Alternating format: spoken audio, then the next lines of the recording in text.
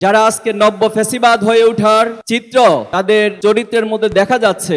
আমরা চাই যে অতীতের বস্তা পচা যে বিভাজনের রাজনীতি, এই বিভাজনের রাজনীতি বাংলাদেশে চলবে না, বড় ঐক্যের রাজনীতি প্রতিস্থাপিত হবে। আমরা চাই এমন একটা বাংলাদেশ গড়ে উঠুক যে বাংলাদেশে একজন শ্রমিক থেকে শুরু করে রাষ্ট্রের যিনি প্রধান থাকবেন, রাষ্ট্রপতি, প্রধানমন্ত্রী, সবার জন্য একই আইন হবে এবং সবার জন্য আইনের প্রয়োগ একই হবে, নিরপেক্ষ বিচার ব্যবস্থা সবার জন্য প্রযোজ্য হবে।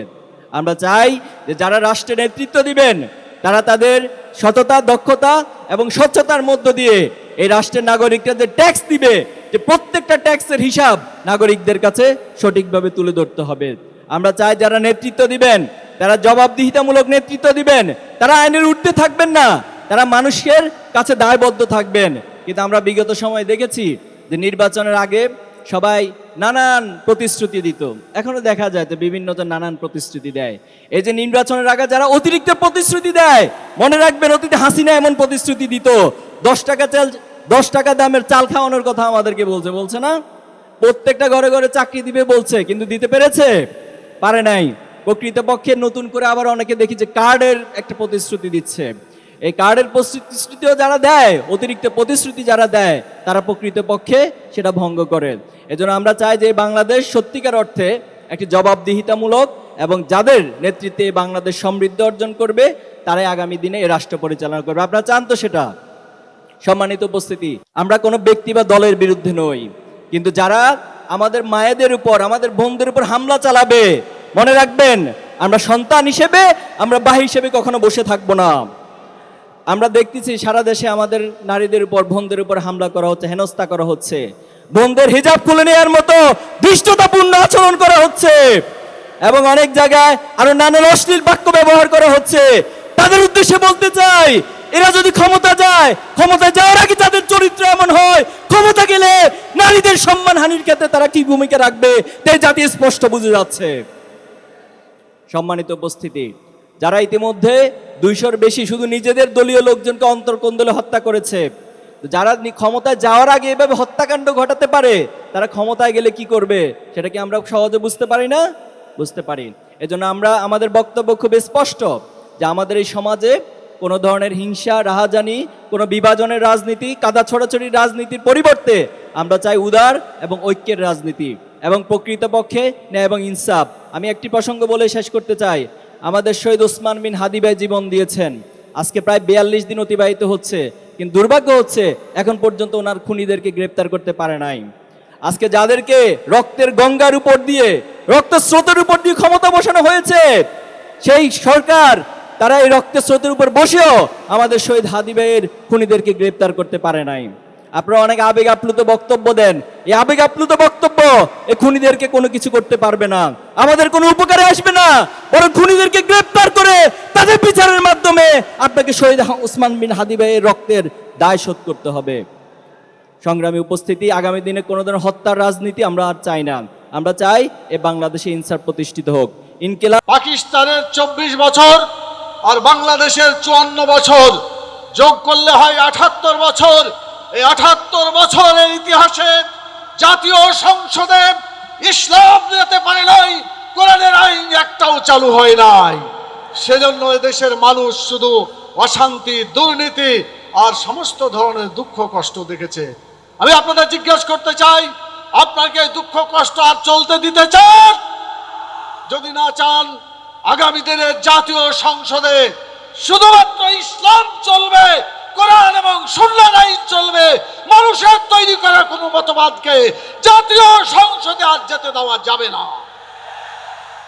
এটা যদি আপনারা করতে পারেন, আমরা সুখে এবং শান্তিতে বসবাস করব। রাসূল সাল্লাল্লাহু আলাইহি ওয়াসাল্লাম বলেছেন, অন্যায় দেখলে হাত দিয়ে প্রতিহত করো, না পারলে পারে মুখ দিয়ে চিৎকার করো, না পারলে অন্তর থেকে প্রচেষ্টা চালিয়ে যাও। আমরা অন্তর দিয়ে অনেক দিন প্রচেষ্টা চালিয়েছি, এখন চিৎকার করার সময় এসেছে।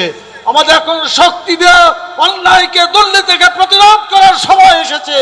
আপনারা কি রাজি আছেন প্রতিরোধ করতে? সেজন্য হাদিসের পরিভাষা অনুযায়ী আসুন আমরা অন্যায়কে প্রতিরোধ করার জন্য এগিয়ে যাই। আজব এই বাংলাদেশ, এখানে চাঁদা না দিলে জীবন শেষ। আমরা এমন একটি বাংলাদেশ করতে চাই, আগামীর বাংলাদেশ চাঁদা চাইলে জীবন শেষ, এই আইন চালু করতে হবে, তাহলে চাঁদা বন্ধ হয়ে যাবে। ঘুষ মানুষের দুর্নীতির অন্যতম উৎস। রাসূল সাল্লাল্লাহু আলাইহি ওয়াসাল্লাম বলছেন, ঘুষ যে দেয়, ঘুষ যে নেয় উভয় জাহান্নামে। এই জাহান্নামের হাত থেকে বাঁচানোর জন্য যারাই ঘুষ চাইবে তার জবাব হচ্ছে, ঘুষ চাইলে মারবেন ঘুষি, জনগণ হবে খুশি। আপনারা কি পারবেন? ঘুষ চাইলে ঘুষি মারতে পারবেন? তাহলে ওই হাত দিয়ে শক্তি দিয়ে প্রতিরোধ করা হবে। তবে আমরা বিশ্বাস করি আইনসম্মতভাবে, রাষ্ট্রীয়ভাবে আল্লাহর আইন চালু হবে। শক্তি দিয়ে অন্যায়কে, ফিতনাকে, দুর্নীতিকে চিরদিনের জন্য স্তব্ধ করে দিতে হবে। আপনারা কি রাজি আছেন? যারা যারা রাজি আছেন দুই হাত তুলে আল্লাহর কাছে দেখান। আল্লাহ তাআলা, তুমি বাংলাদেশকে দুর্নীতিমুক্ত দেশে পরিণত করো, তোমার আইনকে বাংলাদেশে তুমি চালু করে দাও। রব্বানা তাকাব্বাল মিন্না ইন্নাকা আনতাস সামিউল আলিম।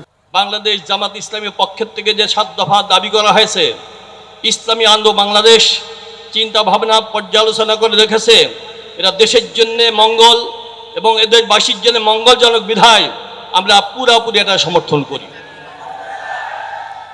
সাথে সাথে স্মরণ করতে হয়, গত বছর এই মাসেই এই সময়ে বাতাসে বারুদের গন্ধ চলছিল এবং চতুর্দিকে গুলির আওয়াজ শোনা যাচ্ছিল, আহতদেরকে হসপিটালে নিয়ে দৌড়াদৌড়ি চলছিল, শহীদদেরকে নিয়ে কান্নাকাটি চলছিল। তার বিনিময়ে আমরা একটা নতুন বাংলাদেশ পেয়েছি। যদি এই 5ই আগস্ট না সংগঠিত হতো তাহলে এই জাতীয় সমাবেশ কল্পনাও করা যেত না।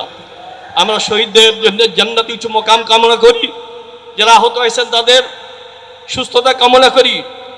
সময় সংক্ষেপ, শুধু আমার স্নেহের ছেলেদের উদ্দেশ্যে হৃদয়ের একটা কথা বলে যেতে চাই। সেটা হলো, বাংলাদেশ জামাত ইসলামীর আমির বার্ধক্যে পৌঁছায় গেছেন, প্রবীণ বৃদ্ধ হয়ে গেছেন, কিন্তু তার চলাফেরা কখনো বার্ধক্যের নমুনা আমরা দেখতে পাই না। নওজোয়ানের মতো তিনি সরাসরি করছেন। আমার ছেলেদের কাছে জিজ্ঞাসা করতে চাই, আমার ছেলেরা তোমরা কি ক্লান্ত হয়ে পড়ে গেছ? আবু সাঈদ রক্ত দিয়েছে, মুগ্ধ রক্ত দিয়েছে, তোমাদের শরীরে রক্ত নাই? আজকে স্পষ্ট ঘোষণা করতে চাই, ইসলাম দেশ মানবতার কল্যাণে যতদিন পর্যন্ত তোমরা হকের ঝান্ডা নিয়ে সামনে চলতে থাকবে, যতদূর যাবে ইসলামী আন্দোলন বাংলাদেশকে তোমরা সাথে পাবে ইনশাআল্লাহ। শুধু তাই না, এদেশের আলেম ওলামা তুলামা সবাই থাকবে ইনশাআল্লাহ। পরবর্তীতে একটা আদর্শিক বাংলা আমরা পাবো ইনশাআল্লাহ। সবার কাছে দোয়া করে সংক্ষিপ্ত আলোচনা শেষ করছি। আসসালামু আলাইকুম ওয়া রাহমাতুল্লাহি ওয়া বারাকাতুহু। সংগ্রামী বিচারের নিম্নতম কিছু দেখতে পাচ্ছি না। বিচারের নামে আমাদের সাথে প্রহসন করা হচ্ছে, বিচারের নামে তালবাহনা করা হচ্ছে। আজকে যে 2000 মায়ের সন্তান জীবন দিয়েছে এই দেশের জন্য, এবং 25,000-এরও অধিক সন্তানেরা যারা পঙ্গুত্ব বরণ করেছে, তাদের রক্তের বিনিময়ে আমাদের এই সরকার, আমরা বলি আমাদের সরকার।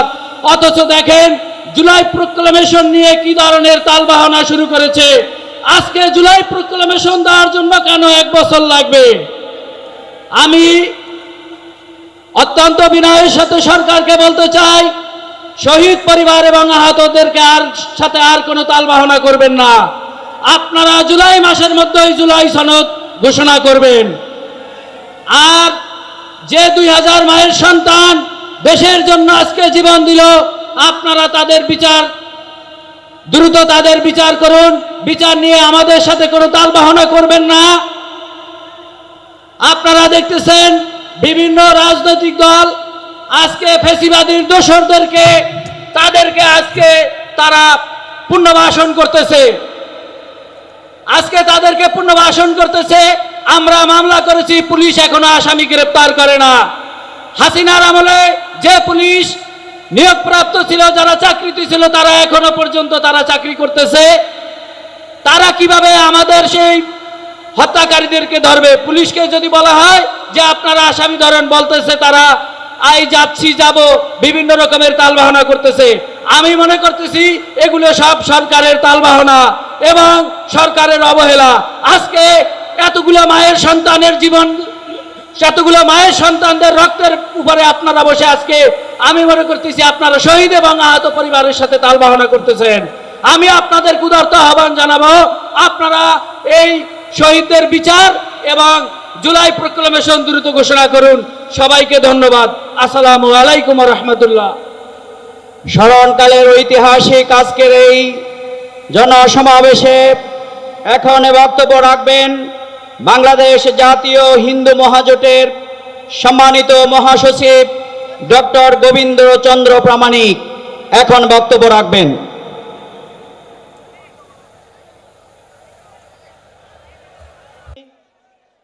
উপস্থিত জাতীয় নেতৃবৃন্দ, সম্মানিত তাওহীদি জনতা এবং সাংবাদিক ভাই সকলকে আমার সালাম, আসসালামু আলাইকুম। আমি শহীদ ইমাম হাসান তাইমের ভাই। আপনারা দেখেছেন যাত্রাবাড়িতে যেই ছেলেটাকে তার বন্ধু টেনে নিয়ে যাচ্ছিল আর পুলিশ বারবার গুলি করতেছিল, সেটা আমার ভাই ছিল।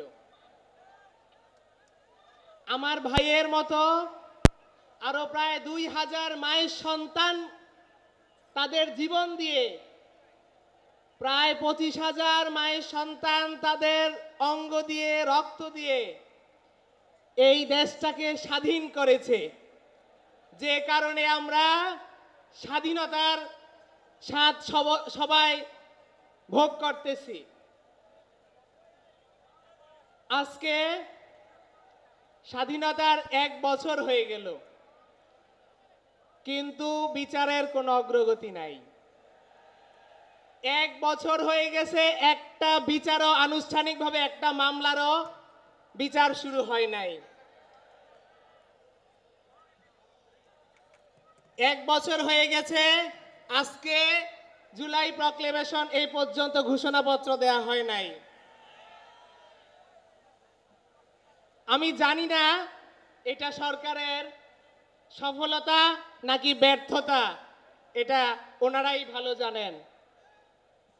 আজকে 1 বছর পরেও বিচারের জন্য শহীদ পরিবার রাস্তায় নামতে হয়। বিচারের জন্য শহীদ পরিবার বিভিন্ন ধারে ধারে যেতে হয়। জুলাই প্রক্লেমেশনের জন্য আমাদেরকে রাস্তায় নামতে হয়। এই সরকারটা আমাদেরই সরকার আমরা বলি।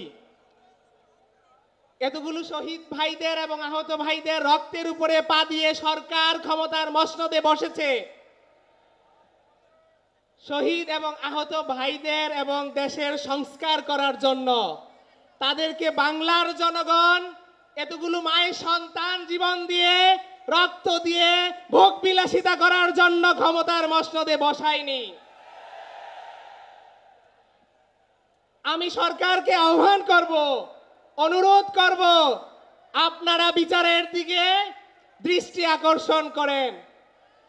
আপনারা অতি দ্রুত এই জুলাই প্রক্লেমেশন দেন, শহীদ এবং আহত ভাইদের পুনর্বাসন করেন। তা না হলে বাংলার জনগণের কাছে আপনারা প্রশ্নবিদ্ধ হবেন। আর একটা কথা আপনারা দেখতেছেন যে হেড অফ দ্য ডিপার্টমেন্ট ছিল আইজিপি। বিভিন্ন রকমের চক্রান্ত চলতেছে তাকে ক্ষমা করে দেওয়ার জন্য। আইজিপি যেই পুলিশ বাহিনী এতগুলো মায়ের সন্তানের উপরে গুলি চালিয়েছে, আমি সব সময় যেটা বলি, একটা হত্যায় যদি একটা পুলিশ জড়িত থাকে তাহলে 2000 হত্যার জন্য 2000 পুলিশকে গ্রেফতার করার কথা ছিল। একটা হত্যায় যদি 2টা পুলিশ জড়িত থাকে অথবা হেলমেট বাহিনী জড়িত থাকে তাহলে 4000 গ্রেফতার কথা ছিল। এই পর্যন্ত এই আমাদের সরকার যেটাকে বলি আমরা, কয়টা খুনিদেরকে, কয়টা পুলিশদেরকে গ্রেফতার করেছে? আমি বলবো বিচার নামে তাল বাহানা করবেন না। বিচার নামে রঙ্গমঞ্চ ছেড়ে দিয়ে আপনারা বিচারের দিকে অগ্রসর হন। ইনকিলাব জিন্দাবাদ। আসসালামু আলাইকুম।